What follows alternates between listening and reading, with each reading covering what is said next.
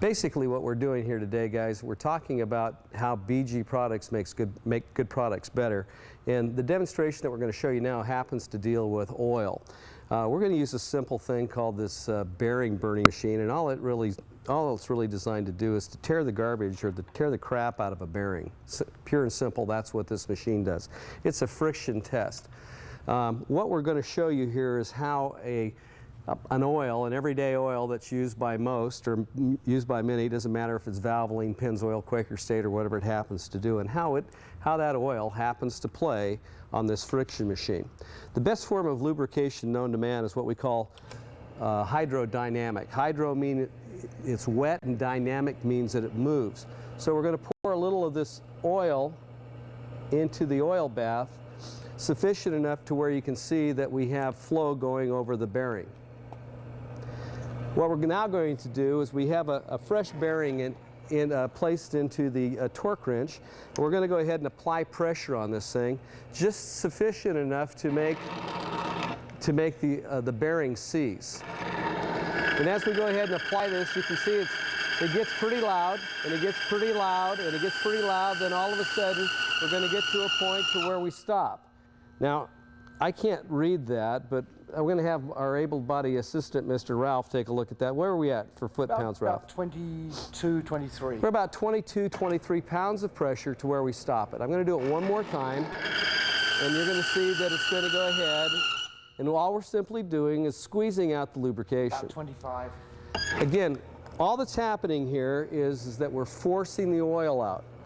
The oil's acting as a barrier between one metal surface and another, and its job is to try to put a barrier between that so it can continue to lubricate. And at about 25 pounds of pressure, we seize the bearing. Okay, 25 foot-pounds. Now, to continue the demonstration, what we're going to do is we're going to add MOA. We're just going to leave it alone. We're going to leave the bearing where it is right now, and we're going to add a little MOA. I can go like that. I'm a real man. I can do it with my knuckle. We're just going to pop this a little bit, and I'm going to put just a little bit of oil on that bearing. Now, if I were to take this bearing out at this time, if I was to take this bearing off at this time and to show you what it would look like, I'll wipe it down. You would notice that we have can you see the scarring on that, Dave? I mean, we've got a significant scar on that particular bearing. This started out smooth. Now what we're going to do, I'm going to leave that bearing in the same spot that it is right now. Do we have if we were to take a screwdriver and rub it across, that you would feel that there were ridges that were cut in that scar. There are significant cuts. Now these things are just typically going to wear, this is called what we call worn parts. You can have worn parts with this particular demo. Now what we're going to do now is I'm going to leave that in the same spot that it is right now. I'm going to put it back on the machine. We're going to go ahead now and show you how we make a good product better. Again, oil, the purpose of the oil was to add some lubrication, to fight some friction, to take away, dissipate heat, and add cleaning.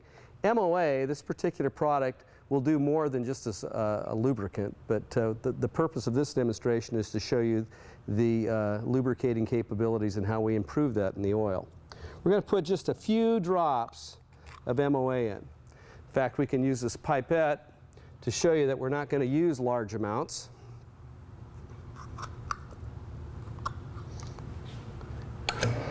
Again, we're going to add it to the oil bath, just a few drops of MOA.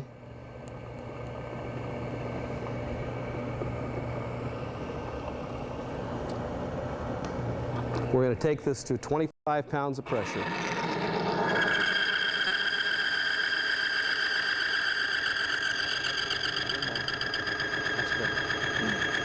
Now, if you've noticed, a couple of things have happened. Number one, we still have movement. What would that tell you?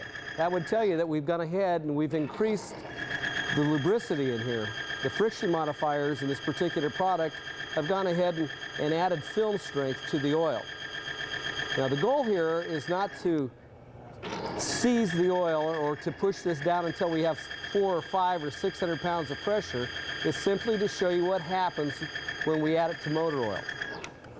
Now, I'm going to show you one improvement on our bearing.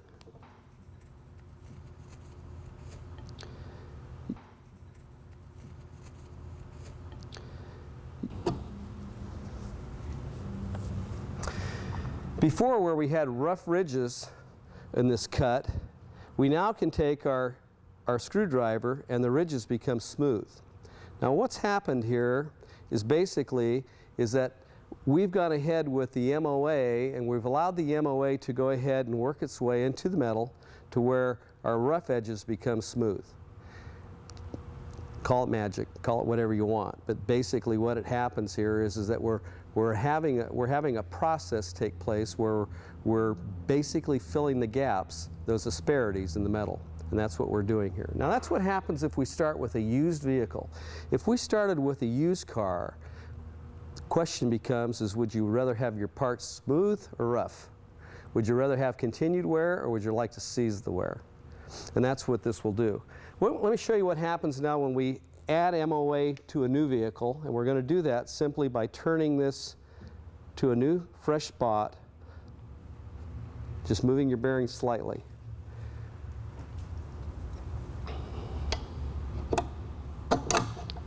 We're going to take this to 25 pounds again.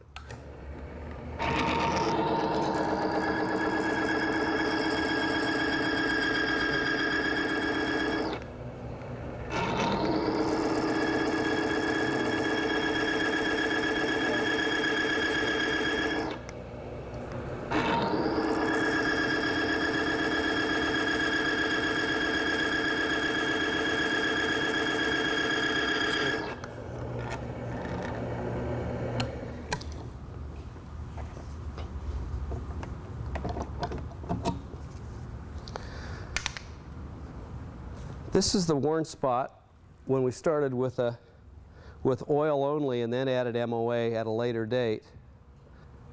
This is a spot when we started using MOA when the car was brand new. I think there's a significant difference. If in fact this were your car, where would you want to start using MOA?